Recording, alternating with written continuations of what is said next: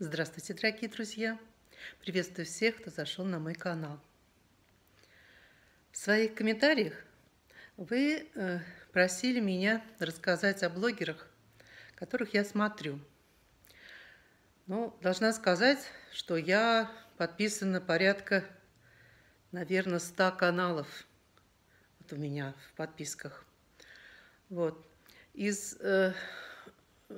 них порядка, наверное, 20 блогеров, которые подписаны на мой канал, это точно, потому что я с ними общаюсь и знаю, что они меня смотрят, и я их смотрю. Среди них есть, значит, рукодельные каналы, и вот те блогеры, которые недавно создали свои каналы, обращаются ко мне через личную почту с какими-то вопросами, просят что-то помочь разобраться, просят моих советов. В общем, я пользуюсь авторитетом у них. И, конечно, в ходе вот такой личной переписки через Инстаграм, даже по WhatsApp иногда, вот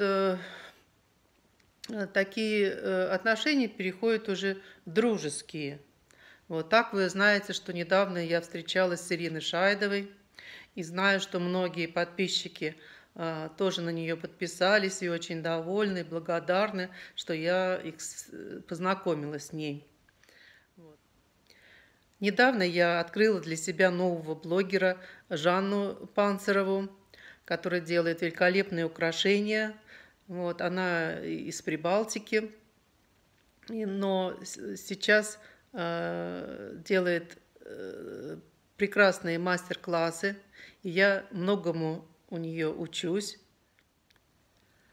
И если вам интересна эта тема, я буду представлять вам тех мастеров, которых я смотрю, которые я слушаю. Это не только касается рукоделия, я вообще люблю и такие разговорные жанры, и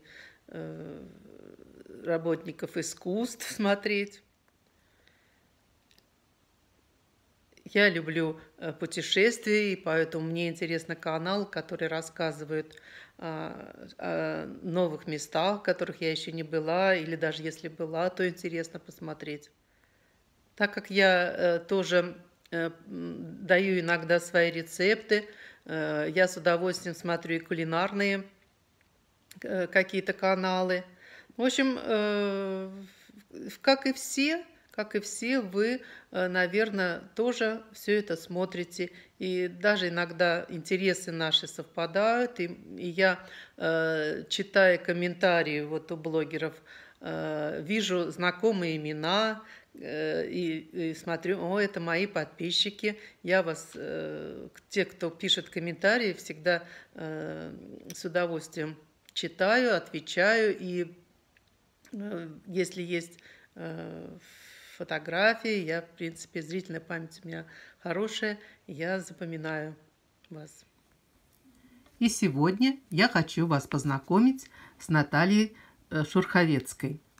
Вы, наверное, ее знаете по ее каналу, который называется вот Наталья Алекс. Я как-то упоминала ее в своих роликах, не помню где, но мне кажется, что упоминала. Вот. Она с Украины, из города Харькова. У нее рукодельный канал. Вот сейчас я просто прокручу, чтобы вы немножко представили. Довольно-таки много работ.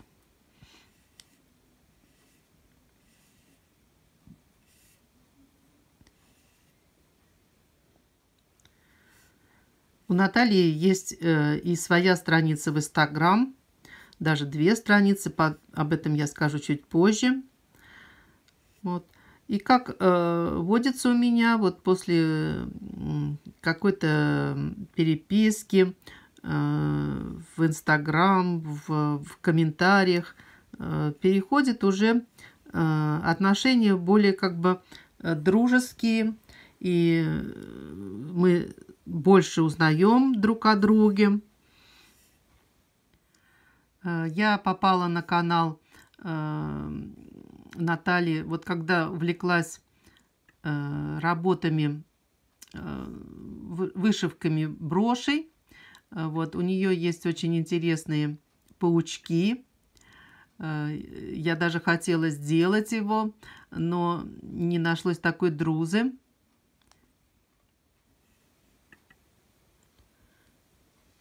К Новому году Наталья сделала вот целую серию вот таких новогодних шаров. Даже у нее мастер-классы продаются вместе со схемами ко всему этому добру. А вчера я получила посылочку, которую мне прислала Наталья. Перед Новым годом она мне написала, что хочу вам кое-что прислать. Ну, я, честно говоря, думала, что, наверное, это вот мастер-класс по этим новогодним шарам. Посылка шла с Украины, ну, наверное, около 3 недель, может быть, чуть меньше. Вот. Я, честно говоря, уже и забыла про это. А тут мне муж позвонил, говорит, тебе пришла посылка с Украины. И вот сейчас я вам покажу, какое богатство пришло мне. Ну, во-первых, вот такой паучок, который я хотела сделать. Посмотрите, какой он красавчик. Здесь оплетена вот такая вот друза. Вот. Очень интересно, Наталья делает вот эти лапки. Потом использует в своих работах всякие вот такие детальки интересные. В общем, я очень хотела сделать сама такую брошь, но теперь у меня есть подарок от Натальи. Я вообще считаю, что паук должен быть символом бисероплетения, потому что он плетет, паучок, свою сетку. Такая долгая работа, что требует большого усердия. И вот паук, мне кажется, является вот таким нашим символом, тем, кто занимается бисероплетением. Ну вот созданию такой броши паучка из 4 частей, то есть довольно-таки подробный мастер-класс, очень много полезного я там узнала. Еще в посылочке были вот такие прянички новогодние. И как потом оказалось, Наталья делает их сама. И у нее есть в Инстаграм тоже страница, посвящена вот этому и ее производству. Можно там заказывать всевозможно. Я не пробовала специально, чтобы вам показать. А теперь вот я с удовольствием с чаем или с кофе их съем. Еще в коробочке оказалась косыночка, и вот к ней вот такой шикарный зажимчик. Причем вот интересно, здесь используется сутаж. Вот. И я посмотрела, есть мастер-класс по тому, как сделать такой зажимчик для косынки. Вот зажим для платка из беконусов можно сделать. И вот есть зажим для платка из сутажа. Но я не смотрела еще, вы видите, что я еще не смотрела эти мастер-классы. И на дне коробочки еще был пакетик. И я решила, что здесь, наверное, мне Наталья поделилась своими материалами. Вот так, как вы помните, Ирина Шайдова мне прислала целый пакетик всевозможных беконусов добра. Но когда я стала разглядывать, я поняла, что это материал для создания броши. И не простой, а снегиря. И когда я увидела это, я поняла, что это знак. И знаете почему? Потому что в этот день, когда я узнала, что пришла мне посылка, и вечером я ее получила, когда я выехала со своей дачи и проезжала в лесу, я увидела, на дереве сидит снегирь. Мне казалось, что их уже нет в лесу. У меня это связано с воспоминаниями детства, когда у нас перед домом росла рябина, и прилетала зимой целая стайка снегирей. И это у меня детское воспоминание. Так я всю дорогу улыбалась. У меня такое было счастливое состояние, что я увидела снегиря. Мне хотелось остановиться, выйти из машины, его сфотографировать, но я поняла, что он просто улетит. И хорошо, что я взяла с собой ноутбук, потому что мне было очень интересно.